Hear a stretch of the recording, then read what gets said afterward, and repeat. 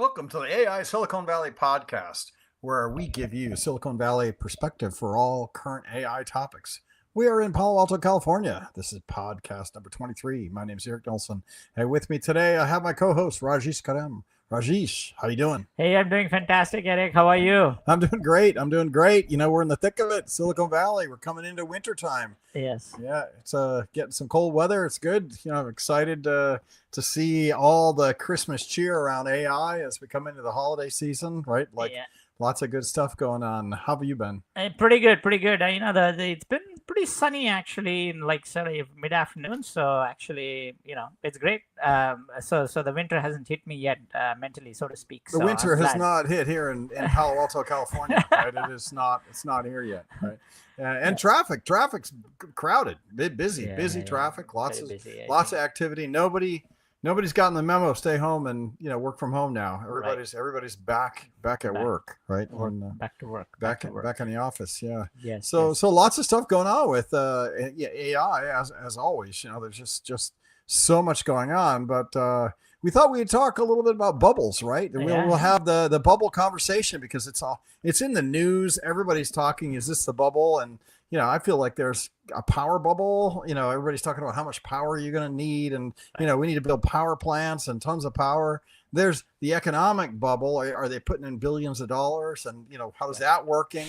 And then Right. there's this capability bubble, right? Right. Like, oh, it's going to do everything. It's going to toast my bread. It's going to rescue me from every disease known to man. I mean, so there's this capability overselling Right. what AI is going to actually get you. So, and then there's the reality of these. So, thought we would spend a little bit today talking about the realities of the capability, the economics, and even how much power. And when I say power, I also include how much capacity data centers, all of that. Like Right. I Right. call it the Right. power bubble, but it's really the capacity requirement bubble. You need all this, all these data centers. But the funny thing is they're talking about nuclear power plants and coal power plants, and everybody's talking about power, right? Right. So Right. it's No. No. it's No. it's a sense of capacity, right? It's a fantastic team. Albeit, should I say, a lot of people have been discussing it. So hopefully we come up with some new interesting points and angles, right, that folks haven't heard from other places already, Well, I right? don't know. They And just get to hear it from us, from right? us, Yeah, and we yeah, haven't we haven't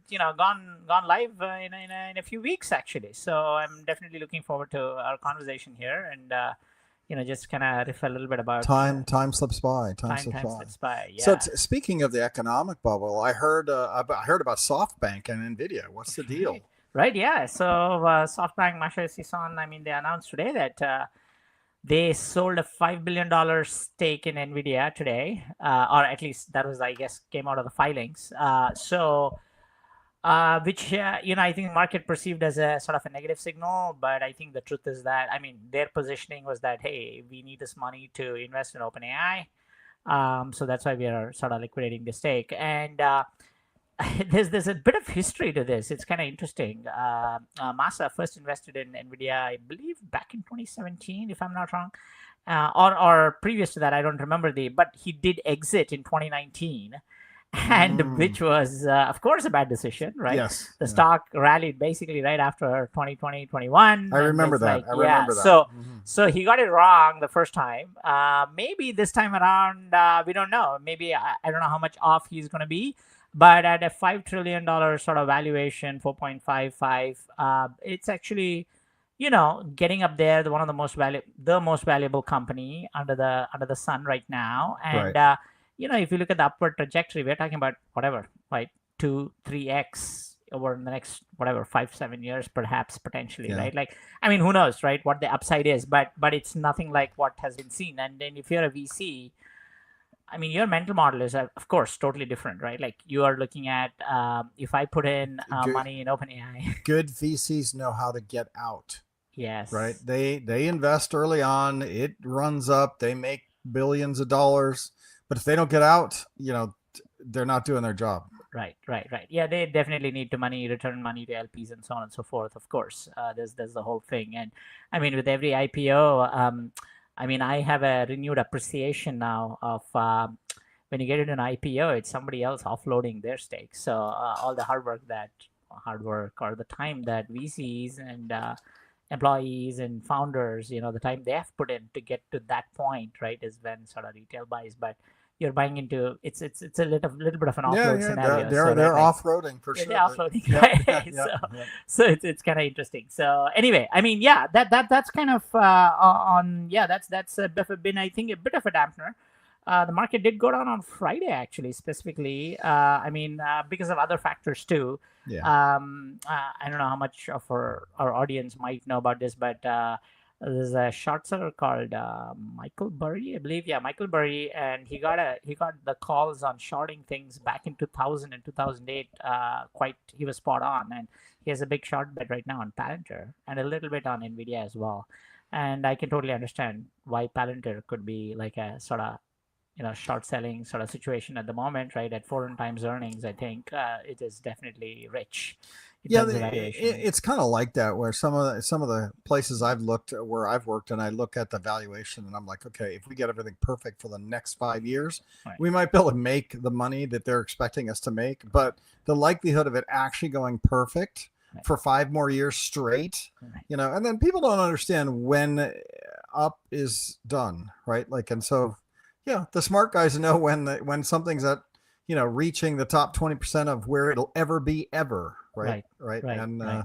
and I remember when I worked at Sun Microsystems, guys would tell me that, like, we were at $18 billion and we were at $180 a share, and like to double again or to grow anymore, we would have had to turn into a $36 billion company and start supplying all the computers for everywhere, right? And Right. that wasn't going to happen, right? Just no, you're not going to be able to capture any more market share than you already have. And so in the AI space, there is definitely an investment paradigm, right? That when is enough. I personally don't think there's an economic bubble, right? Yeah. Like I personally think that there's just so much upside in devices, right? Agentic workflows and agentic, being able to accomplish things. Right now it's really good in that it's helping me do my day job, right? And I use it to all kind of things, but it isn't self-sustaining yet, right? I'm still waiting for my Tesla bot,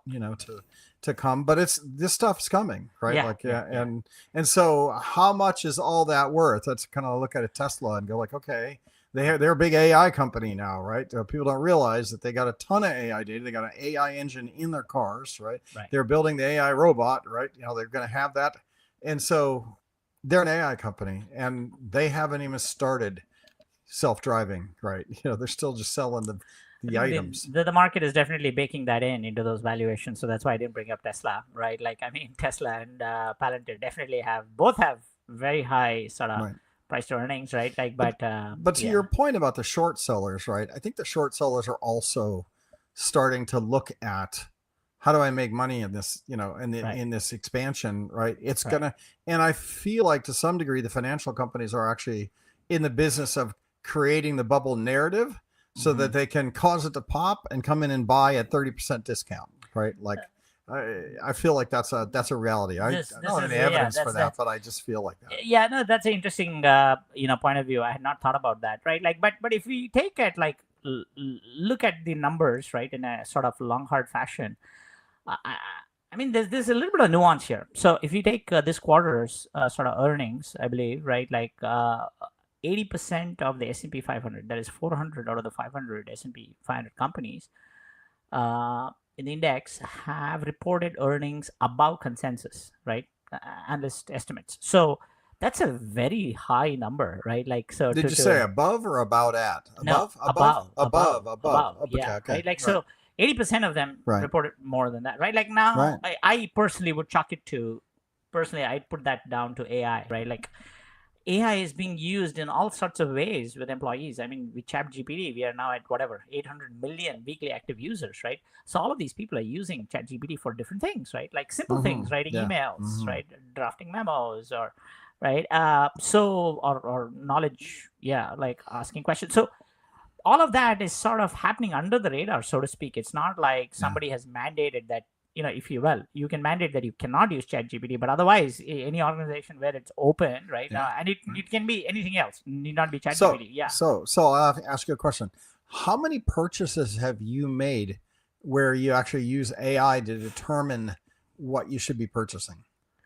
Yeah, so well, I got a step further actually, right? So this podcast that we are doing right now here is on Atlas browser, right? So it's Hmm. ChatGPT's Atlas, right? Hmm. So agentic browser, and using this browser, I actually went to Amazon, and I was looking for a certain product, like a just a beach towel, and I had it click on the purchase button, and it did it for me, meaning right, like just with yeah, like prompts essentially, right? So agentic commerce is here, right? Right. Is definitely here, but this is just the what should we call tip of the iceberg, right? Like I Well, mean, yeah. yeah. My own answer to this question is that everything. I have not bought anything in the last month Oh, that without I have not asked AI, hey, I'm thinking about doing this project. What would I need to do? What would I need to get? What are my solutions for this project? And I've right, done like maybe 10 or 15 projects around the house, painting and this and hardwood floor restoration. And I've been working on my house. And it's like I ask AI everything, right, and then AI gives me the links to go buy it, right? And like that, and that's that. Now it isn't making the purchase yet. I right, don't let it purchase yet, but certainly am using it. And so when you're talking about economic activity, right? yeah, As I use AI I do more projects. I am able to get things done quicker because it tells me what I need to do. I go do it and I say it works, and I went, oh, okay, right, there. right, It's not hard to figure all this stuff out. It used to be I'd do one project a month because it was hard to figure out what I need to do, what I buy, look up in the yellow pages or whatever I was doing to buy stuff, go on Amazon or whatever. Like right. now AI just, and then talk about Grok and the voice. I've been using the The voice voice functionality, activation, yeah, on right, Grok, and I'm just having whole conversations about my project because it remembers, right. what I'm talking about. I don't close the app; I just keep it open in the background on my phone, and then, yeah, it's like It's so amazing. that's economics. That's economics. That's enabling economics, right? Exactly. And so that is not, in my opinion, all of that is what is driving some of these, better earnings, right? Right, So if the economy is going to grow at like 4% GDP, right? right, I mean, overall GDP growth is going to, accelerate, right? right. And so this whole thing about a bubble, right, or a question, Economic bubble, yeah. economic bubble, like is a nuanced picture, because the other side of the coin, really, if you look at it, is that some very large companies are trading at crazy multiples, like GE Vernova, right, which supplies the gas turbines that go Hmm. into data centers, right, for Yeah, power. well, yeah. Now, yeah, Yeah, right. Like, so that's trading at like 95 times earnings, for example. All the right. miners, right, that are supplying Hmm. power are turning into AI plays. They themselves are, many of them are like at pretty high multiples. So now, so my nuanced view on this, or my view, is that there's going to be a correction, right? So it's not exactly a bubble. There's going to be a correction, right? And typically, when corrections happen, the pendulum swings too much to the other extreme, right? So now we have inflated valuations. Maybe it kind of goes I'm just way seeing micro. I'm seeing micro corrections, right? Like, yeah, we fall $50 or we fall, 7%, in a 2-day bad trading cycle, but then you just watch guys jump back in, right? right, Yeah, right. they're looking at lows, and that's why I feel like they're manipulating it to be able to do buying opportunities, right? Interesting, Right. interesting. Yeah, no, I mean, who knows, right? Like, I Yeah. mean, that's kind of hard to tell. But overall, I mean, I think Nvidia is releasing its earnings. I think in about a week or so on the 17th, and I mean, hey, it's probably one of the more reasonable valuations around, right? Like at forward PE, probably is going to be in the 30s, mid 30s probably. So definitely a reasonable one. But some people even question the accounting that's done around this. So who knows? That I'm Well, yeah, not, they did some pretty big investments, and we're not talking about the power bubble yet. But when we get into the power bubble, it's like, is Nvidia donating machines, to right, right. OpenAI, OpenAI and then and counting that as sales, right? right, Like, right. or Yeah. well, it was their money, right? Right, right, So, right. I mean, the whole thing about circular deals, I mhm. guess, is what people are calling it. I think, I mean, as far as there's consumer demand at the very end of it, right? Like, I think all is good, right? if there's no consumer demand, if that falls, it's kind of where this whole thing is going to fall apart, right? Yeah, Like, I mean, yeah, that's right. basically the But bottom I line. see, Yeah. I see it working. I see it working. I don't think there's a bubble, and I don't think we even touched it yet. Yeah. Like, when you start having a robot tell me what it's going to do for me and running around, and Right. that's when it's going to be, it's going to be revolutionary. It is coming, right? Yeah. And so, Yeah. and the more things do, the more. Yeah, I don't think we've touched. I don't think we've touched. I don't Yeah. think we've touched on anything it's going to do yet. I mean, one sort of comment slash what I heard, like Amy Hood, the Microsoft CFO, she was mentioning about how, right, like currently their bottleneck is around power, right? Mhm. It's not so much the GPUs, and Satya Nadella made that point as well in another podcast. But like they are making investments or commitments to some of these new clouds, for example, that are going to go in the 10, 15 to 20 year time frame. And so Amy Hood's point is, do I have confidence that these resources are going to be used over a longer time frame? She said, yes, very high. My confidence is very Yeah, high. very So, high. That's right? that's what I Yeah. say. And Yeah. let's move on to the power bubble, right? And when I mean power bubble, it should really be the infrastructure bubble, right? Like where everybody they're looking at what they have to build out, and we're talking billions of dollars investments in data centers. They're building power plants, like all the big guys, Google and Microsoft and OpenAI and Tesla, not Tesla, Elon Musk, I guess, are looking at building massive data centers, right? And building power plants. And Trump has, granted power plant, accelerated permitting, where you can get a permit for a new power plant in like 2 months. And he's bragging about that. And so, they're going crazy on investing in, and to your point of now anything that is required in a data center is going through the roof because the amount of dollars they're going to spend. So there is this what I call power bubble bubble around investing in data centers and infrastructure.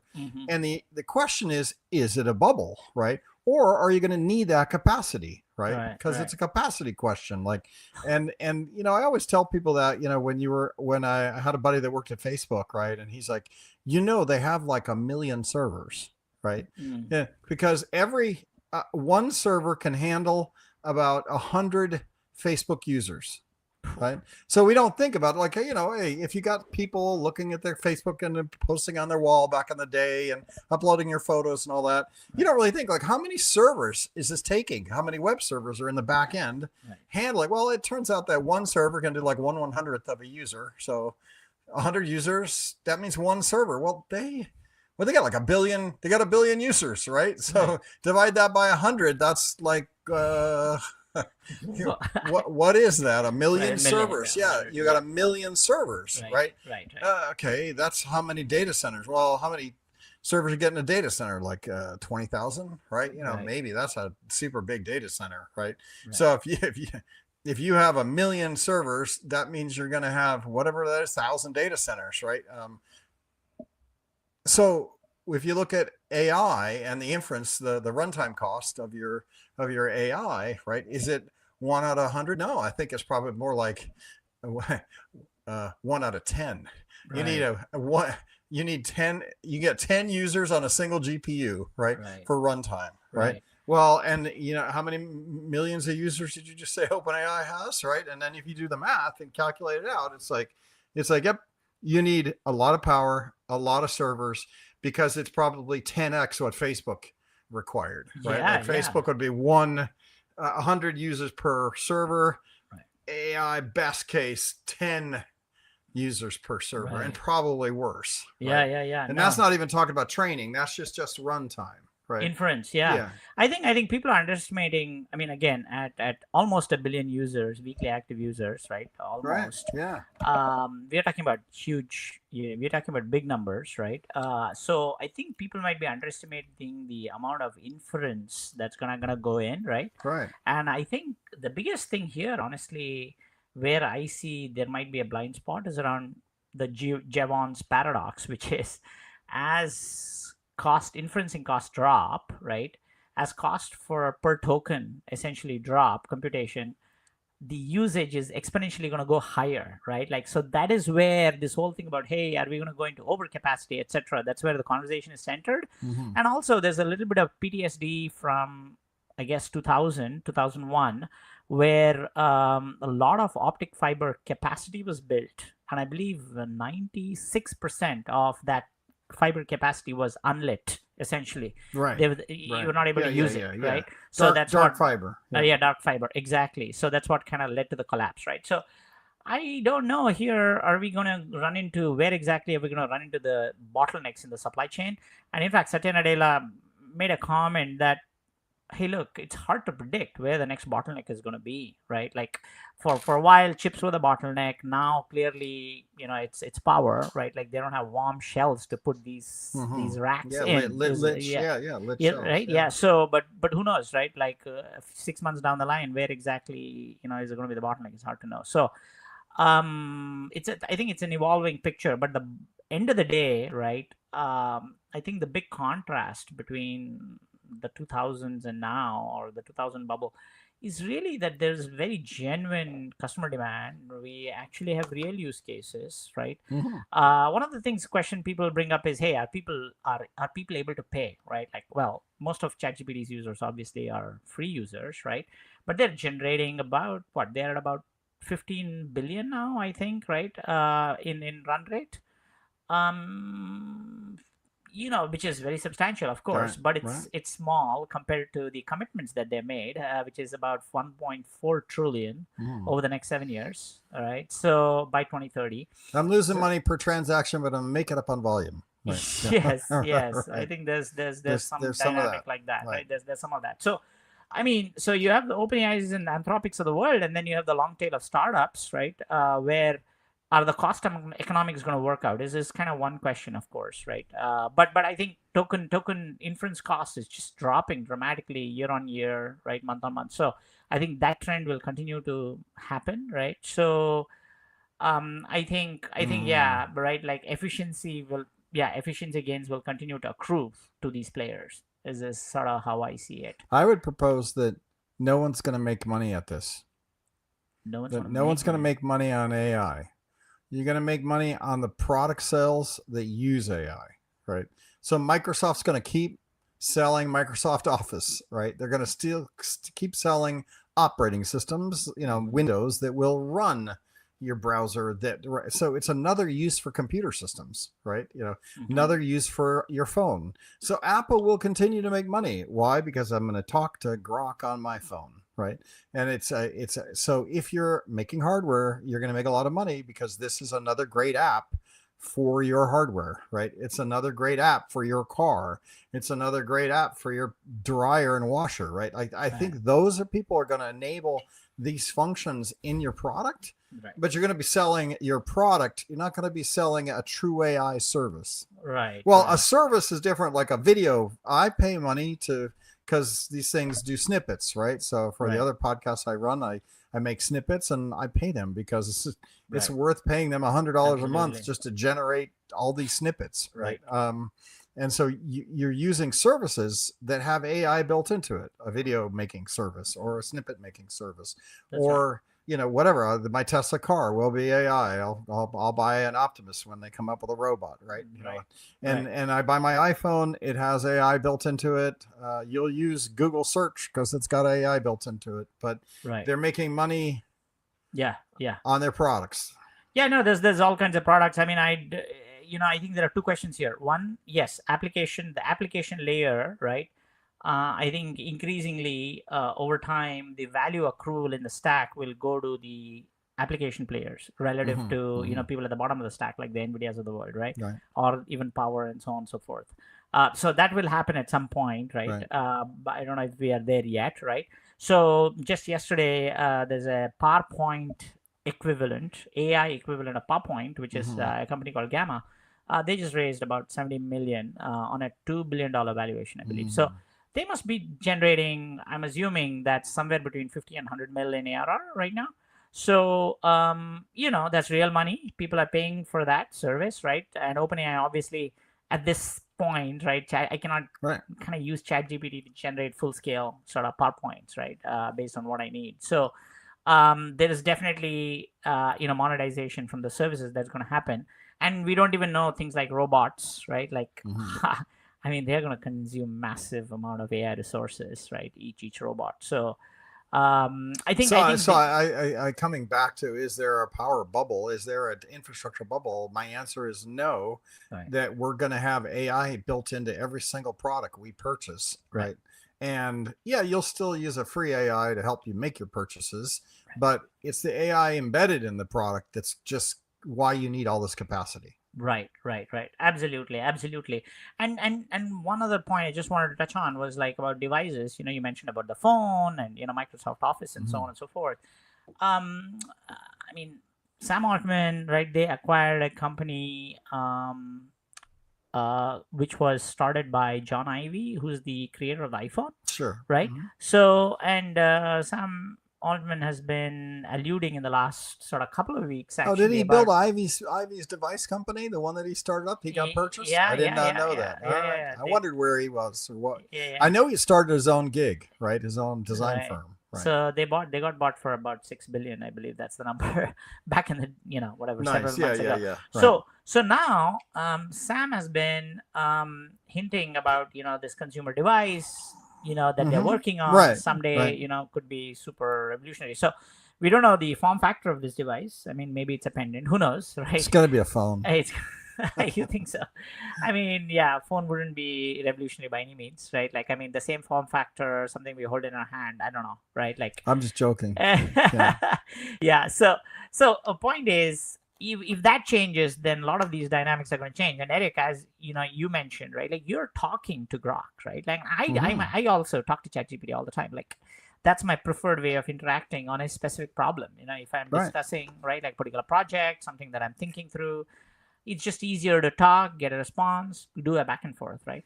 Right. So I mean, and all of that computation, right? Like just voice is, I'm sure, Yeah. far Yeah. Just more. just just Yeah, so like throw in the voice computation needed for per user as well. Right. is far higher probably than text. I'm assuming, right? Like that's what I would think, right? Not sure, but I'm thinking no, but it's okay. It's okay. It's an interesting.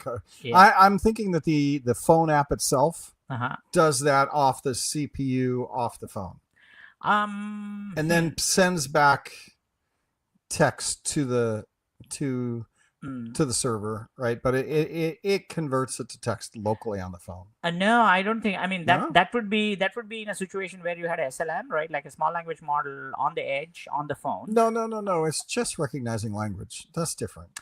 It's not figuring out anything. It's just converting your voice to strings and sending it back.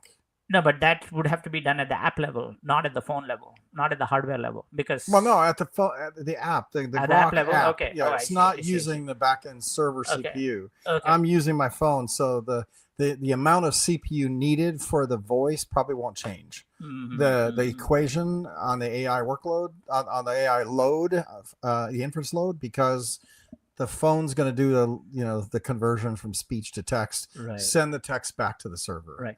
And I'm not super conversant on this topic, but I do know that there is speech to speech, like without any conversion to text, and then there Mm-hmm. is speech to text, Right. getting response back from the LLM Yeah. in text, Mm-hmm. and then back to speech, right? Like, so I believe both of these Right. are two separate modalities, and Right. they have different outputs, is my understanding, but I'm not super familiar with it. Right. Yeah. But anyway, I mean, yeah. So I think coming back to the question of bubble, yeah, like we just see a lot of momentum and energy, and then everybody sees that, right? Like, so I think when it comes to sort of the equities, public equities, though, valuations are reliant on numbers and future projections, etc. Right. So when some of those things shift, of course, it's going to affect some of the numbers. And I mean, case in point is CoreWeave, a NeoCloud. In fact, NVIDIA is an investor in CoreWeave.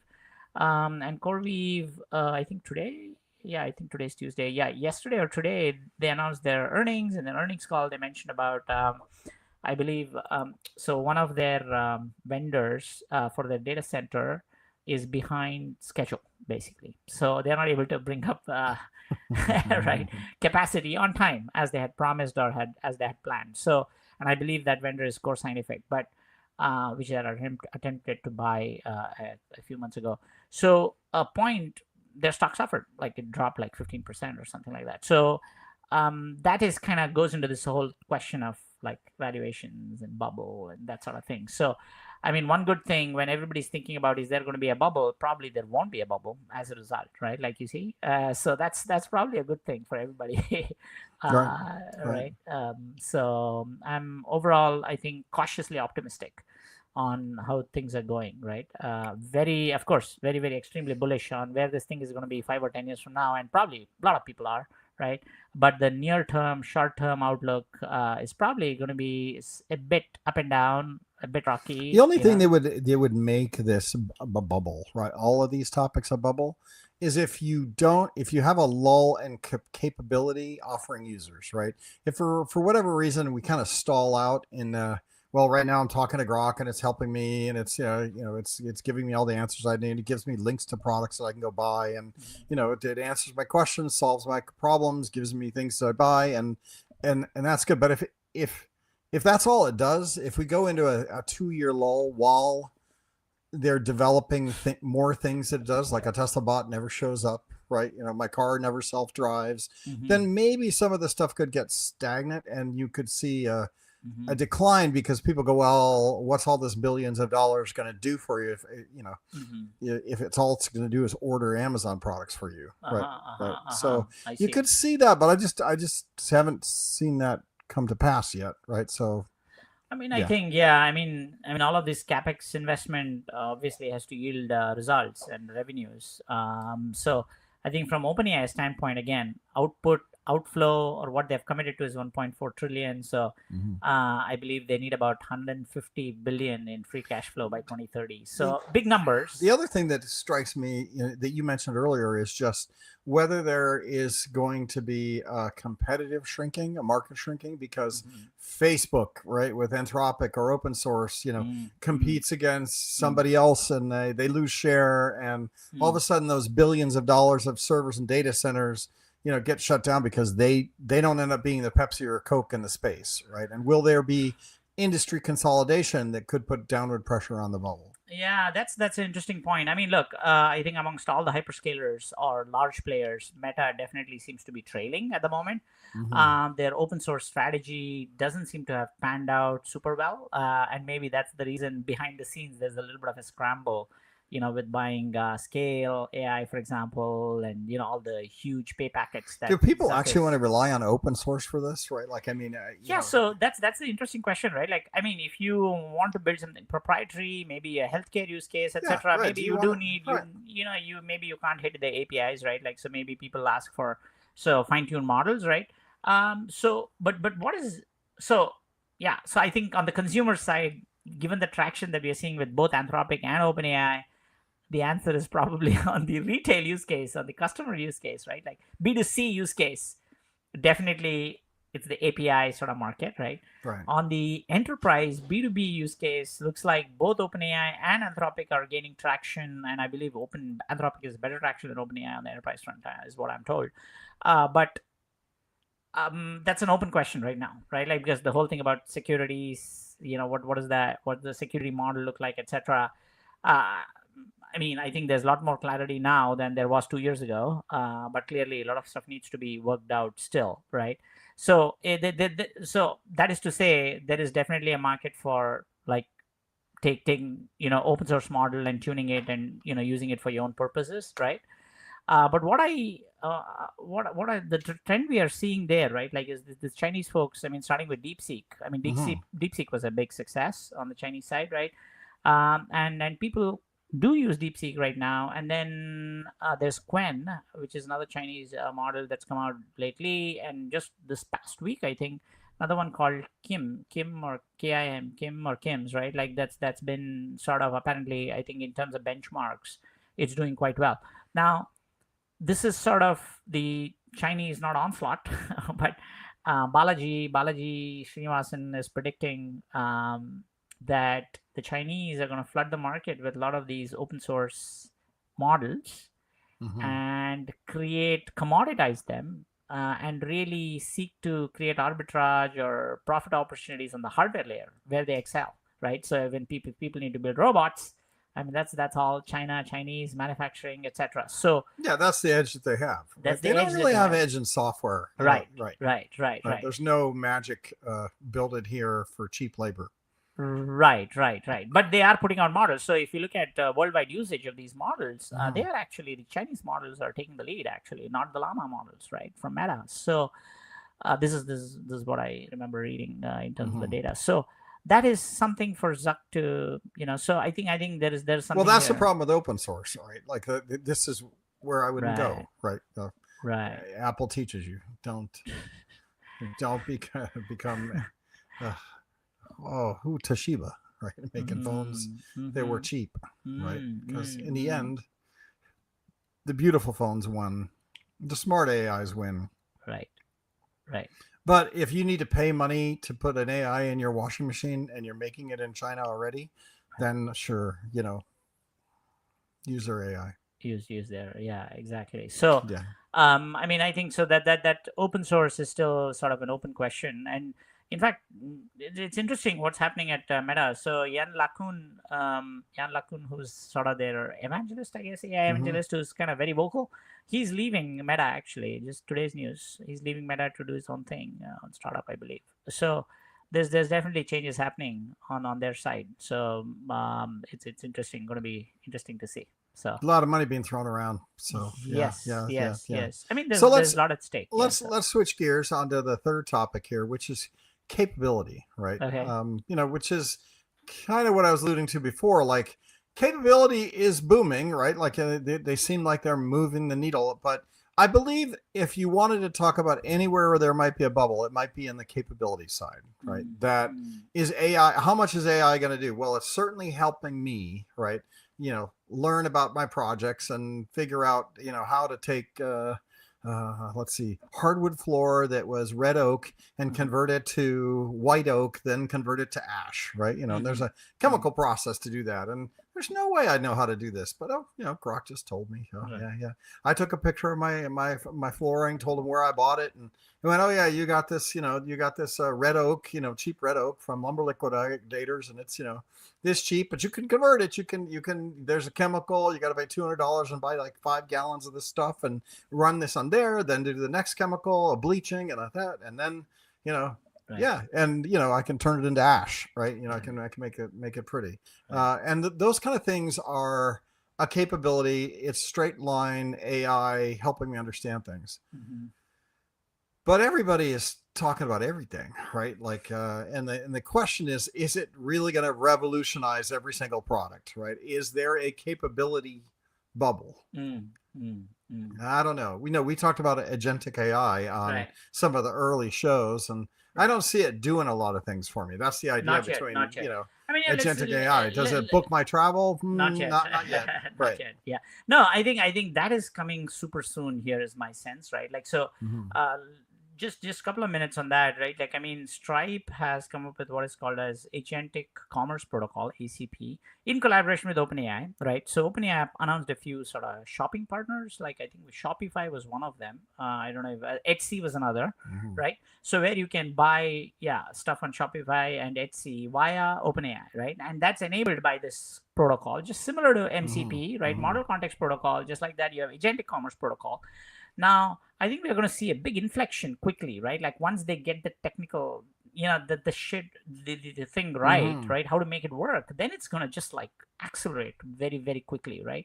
So I think the agentic piece is still sort of raw. Yeah, I do agree, right? But it's probably not too far away, is my sense. Is probably not too far away. So, but anyway, that's just one capability. Yeah, right? Like, can it book my whole trip, for example, plan and book?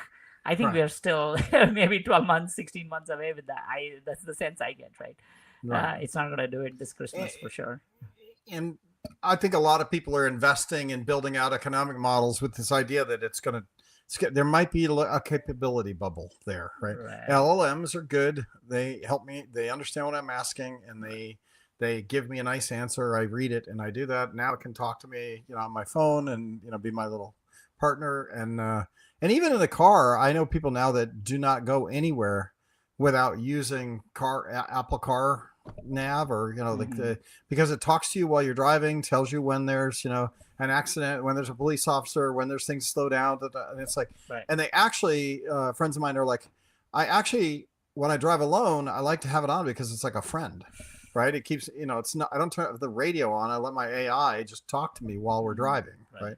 And so there could be things like that pop up that are like the next generation capability, right? That I think, okay, now it's starting to talk to me, and now it can watch a television show with me and tell me what it thinks, when I'm watching, the latest Netflix series by myself, right? I guess I could have my AI there listening to the show and then throwing out comments to me. What'd you think? Or, hey, whatever. I think AI companions are definitely a thing already. I think, fortunately or unfortunately, we don't know. I haven't stumbled into those, right? So I know they got little puppety things that are kind of cute, but I don't know if there's like a real good companion that like a grok that's just listening and then keeping me company. Right. So I mean, I think unfortunately, I think it's a slippery slope as well, right? Like meaning, how close or how familiar should you become with an AI companion, right? Like, but my understanding is a lot of people are using it,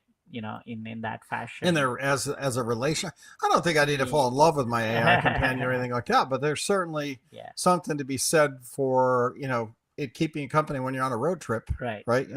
Making sure I'm staying awake, chatting with me, telling me how the road conditions are, and asking me, hey, how's life been, right? Like long drives can be boring. 4 hours later, you're driving by yourself. So I can see use cases like that. No, there's probably lots of use cases which we haven't even thought of yet, right? Like there's absolutely that, right? I think some of these AI systems, talking about AI companion, etc., I think they need guardrails, right? And I'm sure all these model providers are working on it, right? Like, so there was a case, there was a court case that was filed this past week, actually, right? Where somebody was interacting with ChatGPT for several months, and it was a teenager, and he killed himself. And the parents have taken OpenAI to court, basically, right? And the transcripts essentially show the conversations, right, that the person has had with the LLM, with ChatGPT, show that the model is, the ChatGPT is egging him on to do whatever he's doing, right? Like, so, which is a very unfortunate sort of way these models function, right? Like they tend to have a bias. Yeah, they're reinforcing bias, right? Yes, they oh, you want to know more information about that? Oh, you're working on this problem. Oh, how's it going, right? And so if you were headed down a dark space, right? Right. You can see where they would just, continue on that. That's kind of a model issue. But... Yeah. So I mean, guardrails to your point. You need guardrails, right? Like, so that's definitely something. I think they should. They I'm sure they're working on it. It's not lost on them. I'm sure. But yeah. Anyway, I mean, there's a ton happening for sure in the space. AI. So what's your most interesting capability that you've run into that you went, oh, this is nice? I don't What's know. your favorite one? So I would call out the browser, honestly, like the Atlas browser. I would recommend everybody listening to us to go try it out, because it shows you like a chat window to the right of your browser, so you can basically ask the ChatGPT any question. It's interacting with what content is being displayed in the browser. If somebody is watching our show right now in their browser on their laptop, if it is being watched on GPT, Chat Atlas, they could be asking questions about me and you and the content. Right. It's pretty phenomenal, actually. Again, it's not like fully baked in, right? It might not be able to catch audio, video, things like that, right? Like I haven't checked out a real-time video show where I would ask questions, but it is able to do a lot of stuff, actually, right? Like, so that is huge. I think this is the kind of reskilling that has to happen, actually, right, across the workforce. This is inevitable, right? Neat. Yeah. Right? I think I've run into the video creation generation for products, right? Which one? Just I don't remember the ones I've used. I'd have to go look it up, but I've been using one where I just laid out like 3 paragraphs of, product launch. This is what I need. I gave it some images of, here's some of the products. Could you generate some of that product on a desk or in a field, and then make a narrative. And I gave it the narrative, like, here's the narrative. And then it improved my narrative, and then ground away and made like a 3-minute video that was the best work I've seen. Right. You're like, oh man, right. That would have taken me 6 months and $40,000, right. To generate. Right. And yeah, just did it in like, I think I sat at a coffee table at Pete's for an hour and a half. Right. And I think I mentioned this on one of these shows already, but it's just like, it's still that said, we're doing snippets now. We're doing title snippets. We're doing, and we never used to do this stuff, right? Because to do it, you'd have to go get Final Cut Pro or Adobe Premiere, right? Get your video, import it, get titles, figure out how the title mechanism worked. And like, I have people working where they couldn't even do that, right? You're like, oh, could I take an Adobe Premiere class so I could learn how to do titles? And it would be like a year investment to get to where now, just like, literally, people that work for me just go, yeah, I'll go make one. Yeah. See if we can do it. 20 minutes later, there's a beautiful video with soundtrack, that matches the screens, cuts, right? You got screen cuts and videos, and then soundtracks, and just generates it all. And you're like, yeah, it's really nice work. Right. And it's amazing. It's amazing. I think the capabilities and lens flares and special effects, and you don't even have to ask it. It just creates it for you and does you a really nice job. It chooses it all for you. Right. And you look at that and you go, okay, that's changed how we used to function. We will no longer ever go back. And to some degree, I got to think that Adobe, Premiere and Photoshop and that. Right. They're going to suffer from this. Absolutely. Right? Absolutely. And the market has been sort of betting on that, right? Like if you look at their stock price, unfortunately for them, right? Like they are definitely sort of at the receiving end of this, right? And they, I think, made some decisions early on around AI and models and the training data that they use for their models. That sort of maybe is coming to bite them. Yeah, exactly. Yeah. So, it's interesting. I mean, but they might be in a better tool vendors are going to suffer for this. The downsides, like who's already experiencing the downside of this. Google, I think, still is at high risk of struggling through this as their ad revenue gets impacted by, I don't need to go to Google anymore, and I'm going to use maybe I'll use Gemini, but maybe I won't. Yeah. So I think my view of Google has changed in the last couple of weeks, actually, after their latest earnings announcements. My sense is that their cloud business definitely is doing great, right? So on the hyperscaler side, they are just get into compute capacity, get out of surge. So that's great, right? Looks like they're doing some stuff around like TPUs is beginning to pick up steam. They're actually putting up a data center in the US, just with like TPUs only kind of thing, right? So I think those things are going well. The question mark absolutely is around the ad revenue and how are they going to transition, and that's where sort of the things like ACP, the agentic commerce protocol, etc., come in, right? So that I think is still a unresolved question, right? Like whether how successfully will they be able to cross the chasm, I guess, or the innovator's dilemma of cannibalizing their own revenue almost, right? Like, I mean, because they're in the business of, putting up 10 blue links. Hey, I go to your website, right? And they get paid, right? Like, depending on what is the acquisition model, right? That the advertiser has signed up for. But yeah, that is a huge shift, and we'll have to see how that pans out. But I mean, they have strong AI chops. So if OpenAI does stuff from within the browser in terms of enabling users to purchase things, etc., I think Google will be able to do that as well. Well, I know we've been going for 50 minutes, so I will say that I think that next week I would like to spend some time talking about low cost AI models. Right. Like, we talked about China. We talked about some of these that are out there. It'd be fun to cover, like, if I wanted to run let's say I have a gaming machine at home and I want to go grab one of these models and what models are out there that I could go start playing with, and what would I do? Right. It'd be fun to kind of do a little bake off of the low cost models that are out there, and just get, because everybody talks about the cloud models, right? And yeah, you can go use these, but if you want to go hack on one, right, you want to go build one and running on your local machine for your own little home lab AI models. What are the models out there, right? I know I'm working on some of that already, so it'd be fun to chat about that. So That's excited about some of that's going on. What's your next week look like? Anything interesting? Well, I'm just diving deep into both AI and crypto. So, and very excited about some of the intersection that's happening there as well. So, but that's for we should do a show. Another show there. Deep dive on some of that. Yeah. I mean, I think it's exciting. I love keeping up with what's happening here. In the tech space overall. All right. Well, thanks a lot for listening. If you guys made it all the way to the end here, thanks a lot. Appreciate it. Give us a like. Tell us you like it, and feel free to comment. Awesome. Thank you so much, Eric. Yeah. Fantastic chatting. Good to be back again. Okay. Bye.